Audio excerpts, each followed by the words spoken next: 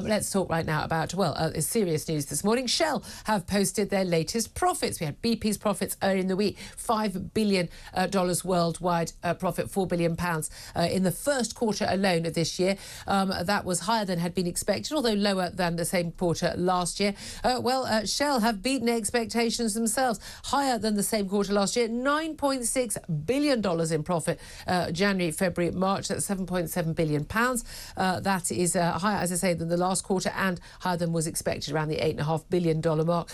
Bearing in mind they made just under $40 billion in the whole of last year. So if you're wondering why your energy bill costs so much, ta-da! Let's talk to Angela Knight. She's not only a former Treasury Minister, she's also the former Chief Executive of Energy UK, which represents the UK energy business. Good morning to you, Angela.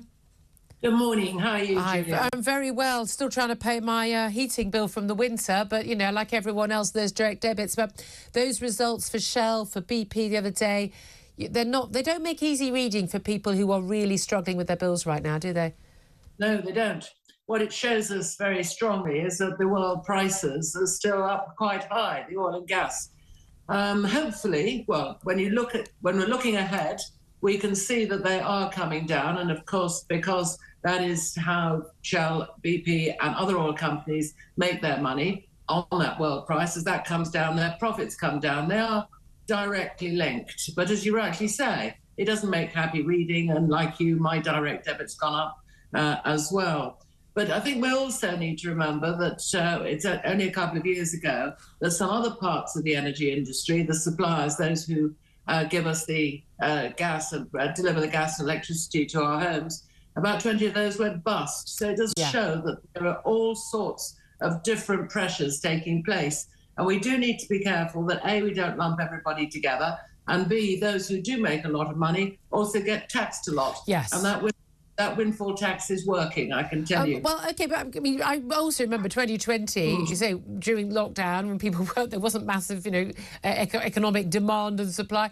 We did see huge, in the tens of billions, losses for a lot of these companies, and they're recouping that, again, at our expense, because, again, we lost out rather more. But this is the thing, is that, obviously it's difficult circumstances, and actually the key thing about this money, it's not being... This is the bit I think it's really hard to grasp, and I find it harder.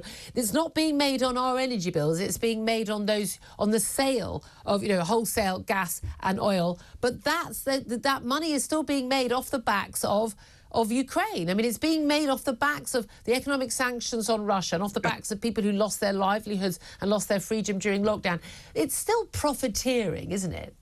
It is. It's a very uncomfortable situation. I think to accuse a company of profiteering when there is a world issue and there's a world price, and they're at the moment taking advantage of that world price, I don't think that is fair to call it profiteering. I think the big questions there are exactly where you have put them, and it's all about who pays, how much, for what, and where also are the profits taxed. Now, nobody cries for an energy company when they lose a lot of money. No. What they want them to do is they want them to absorb all the losses and not make any profit. I mean, that's what people want. We all know that is not logical, but, that's where our gut sits. With Shell, as with BP and many of the other oil companies, the majority of their profits are not made here in the UK. And what's more, it's not from oil and gas coming out of the North Sea. We can get at that bit.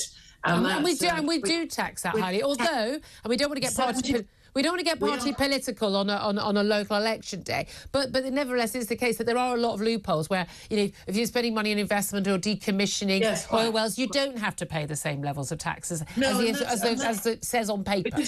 Because you can't do everything at the same time. You can't pay what amounts to now 75% tax, and by the way, also pay for decommissioning, and by the way, also pay for new drilling and sort out that well that's causing trickiness. You can't do it all. You can only do part. And this lot, we also say to them, oh, and by the way, please will you pay for our wind farms? So, you have to have some trade-offs. Well, wait a second. I understand your point, Angela. It's far too political. Angela, I understand, of course, we, for every business, there are trade-offs in terms of investment. Yeah. If you spend money on investing, we won't tax you on that money, and there are costs.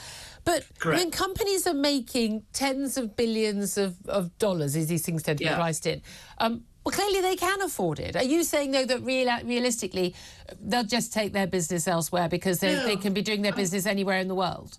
No, I'm not saying that. What I'm saying is they're not making it here in this country where we can tax it. And actually, Shell publishes every year all the countries that it makes money in and all the countries that it pays tax in. And you read that and you think, good Lord, you just realise that most of that has got nothing to do with us. So we can't touch it. We can only touch a bit of it. And but I say again, Julia, that all the gut instincts for this are all that it's not right. The reality is it's not what it looks. And I do think that all politicians of all parties should be a lot clearer on exactly what one can expect these companies to pay us and how we get that money. And if we're giving any release, that's why we're giving the release. Have the honest conversation, not this one that just says something's right, something's wrong, and it's all far too superficial. Oil companies bad, taxing good. Angela Knight, former Treasury Minister, former Chief Exec of Energy UK, thank you, as always, for that analysis.